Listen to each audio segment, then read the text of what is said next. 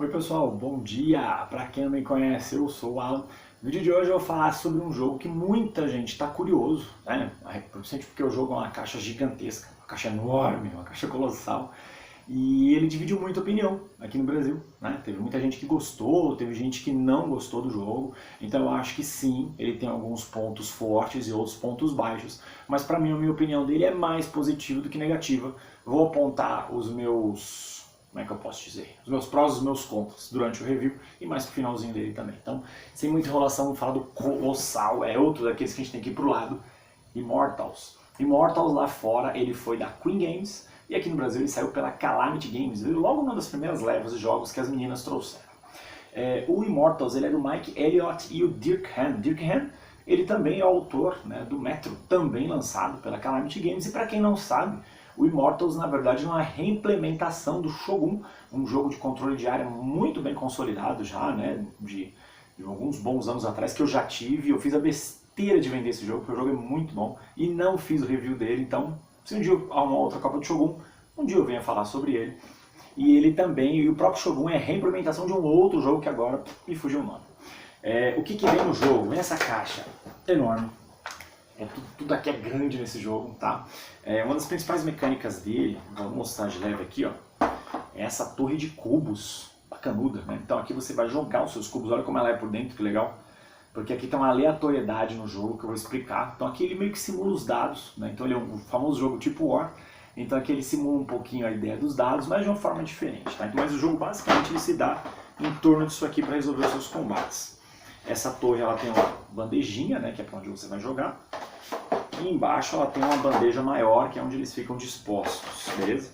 Aí você vai ter muitos cubinhos nas cores dos jogadores, tá? Os cubos verdes são as peças neutras do jogo. Aí você vai ter muitas cartas, vou pegar algumas aqui só para mostrar um pouco. E aí você vai ter tokens também de dinheiro, energia e das construções do jogo. Então, vamos lá, qual que é a ideia? O Immortals ele é um controle de área. Cara, olha o tamanho desse mapa. O mapa é a capa, cara, quase não cabe na tela. Na mesa ele é bonito, hein? E a ideia é o seguinte, né? Nós somos tipo lords do caos, da ordem, e alguma bobagem do tipo. E o jogo é um controle de área. Então, aqui você vai disputar, né, o controle dessas duas regiões, o lado das trevas e o lado da luz. Só que tem um porém nesse jogo, né? O nome Immortals é porque ninguém morre nesse jogo. Então você, geralmente quando você perde de um lado, você reaparece do outro e vice-versa. Então você pode transitar entre esses universos paralelos. Isso por si só já torna o jogo muito diferente, porque em jogos de controle de área você sabe que você perder uma unidade é algo muito prejudicial. Aqui nem tanto, se você jogar de maneira bem compassada você consegue se virar bem, tá? Então, vocês já tiveram a ideia de como é o tabuleiro. O que mais que vem? A produção desse jogo é assim, ela é tão bonita que ela chega a ser exagerada. Você tem os tabuleiros de raças, então você vai ter as raças do lado da luz e as raças do lado das trevas. A arte do jogo é belíssima. Eu vou mostrar todas elas aqui para vocês verem. Aqui os anões, aqui acho que é os Night Elves, aqui os humanos, os demônios, os capetas, aqui os elfos, os trolls, que é uma arte bem legal, né? E as duas últimas são as Amazonas Girl Power e os Orcs. Então, explicando bem a grosso modo para vocês entenderem. O jogo ele tem um setup inicial, ok? Onde cada jogador, né, você vai escolher as suas duas raças e você vai colocar uma quantidade de cubos, que é o que está aqui. Vai ter um draft com as cartas, então um jogador vai receber cartas da luz, o outro cartas das trevas e assim por diante. Então eu vou escolher uma carta, as cartas elas são exatamente as regiões do jogo, tá? Deixa eu mostrar aqui para vocês entenderem. Vou pegar aqui, por exemplo, ó. The Murk. Então uma carta ela tem duas informações, né? Ela tem o lado das trevas e o lado da luz, ok? Então cada jogador vai pegar uma carta dessa e vai colocar a quantidade de cubos, né, de exércitos de qualquer um desses potes aqui, né? Então, por exemplo, aqui, ó, você vai ter um lugar onde você vai ter um exército, onde vai ter outro onde vai ter 10 e assim por diante. E cada raça tem a sua terra natal, né? Então aqui, ó, sua terra natal é indicada aqui. Então, em Dragon City é a região natal das Amazonas, ok? Então você vai espalhando esses exércitos que você tem pelo mapa. Aí, depois que todo mundo fizer isso, né, esse setup basicão, você vai virar este tabuleiro, aí ele vira o seu tabuleiro de ações. Então aqui você vai pegar as cartas que você pegou desse draft e você vai dispor elas, e cada local ele tem uma ação diferente. Então, por exemplo, se você coloca uma carta aqui, contanto que seja uma carta da região onde você tem exército, você vai ganhar dinheiro, vai ganhar energia, dinheiro. Aqui são as ações de construção, né? Então aqui eu posso fazer um portal, aqui eu posso fazer um forte, uma fortaleza, assim por diante. Aqui são as cartas de magia, que são os extremos do tabuleiro. Aqui é carta de transição, vou explicar a transição já já, como é que funciona de um lado para o outro. E aqui cartas de combate, ok? E aqui você também pode fazer uma ação de movimento, né? Ou combater ou movimentar os seus exércitos. A ação de movimento, basicamente, é você se movimentar para um local onde você tenha exércitos. Então, se eu tenho, sei lá, na região A, B e C, eu tenho 1, 2, 10 exércitos, eu posso fazer um movimento entre elas, ok? Mas não precisa ser só para a região adjacente. Eu posso ir andando por todas elas, contanto que estejam uma do lado das outras, tá? Quando você tem exércitos, né, aqui, ó, que você perde, eles podem andar de um lado para o outro. Então sempre quando você vai repor, ele sempre entra no lado oposto. Então ele pode sair do lado das trevas para o lado da luz e vice-versa. Então sempre que você perde, ele vai vir para isso aqui, para o limbo. Né? Vamos colocar dessa forma. Mas você pode colocar isso de volta no jogo. O que mais que eu posso falar de regra? Vou mostrar um pouquinho das cartas. Aqui as cartas de magias, né, que eu não mostrei. Ah, e você tem as cartas também nulas, né, porque você nunca vai ter a quantidade de ações. Nunca eu digo no começo do jogo, porque durante o jogo você pode adquirir mais cartas e você vai tirando essas cartas nulas. Então as cartas nulas elas servem para blefar. Você simplesmente pode colocar uma ação de combate e não fazer nada. E aí deixa eu só mostrar uma carta de magia aqui para vocês pegarem. Regra do canal, regra máxima do canal. O jogo ele tem um número de turnos também, né? São as cartas de rodada. Isso pode ser pré-determinado logo no comecinho. Eu não vou achar a carta de magia. Cadê? Eu não vou achar, enfim, não achei uma única carta de magia. Mas as cartas de magia, de um modo geral, elas servem para construir portais, capitais e assim por diante. Aí a pontuação do final do jogo, né, ela se dá de acordo com o controle de área. Deixa eu ver se eu acho um manualzinho aqui. Não sei onde está o manual, porque o manual ele mostra direitinho as pontuações, mas basicamente é por regiões adjacentes ou por você controlar toda uma região, né? Você pegar toda uma região colorida aqui, ó. Vamos abrir de novo o mapão aqui, ó.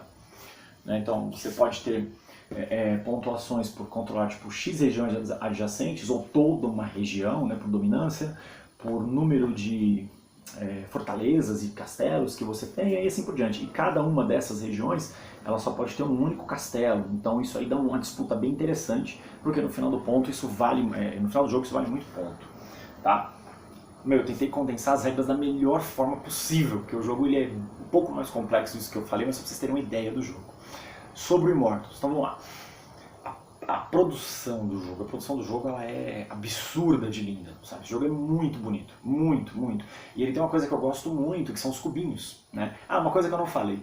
Quando você vai combater nas regiões, os cubos verdes, né? Eles representam os nativos das regiões. Então, de acordo com a carta que você joga, né, se você está saindo da região, você joga a carta certa, geralmente eles ficam neutros nas batalhas, mas quando você joga uma carta errada, só para demonstrar uma batalha, eles podem se voltar contra você ou te ajudar. Isso é muito legal.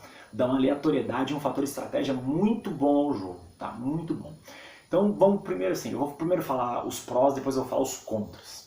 O que eu gosto do jogo? A produção. O jogo é muito bonito na mesa, ele é enorme, ele tem cubinhos, então ele me lembra muito El Grande, né, aquela história de cubinhos na mesa. Eu gosto muito disso, jogos com visual clássico.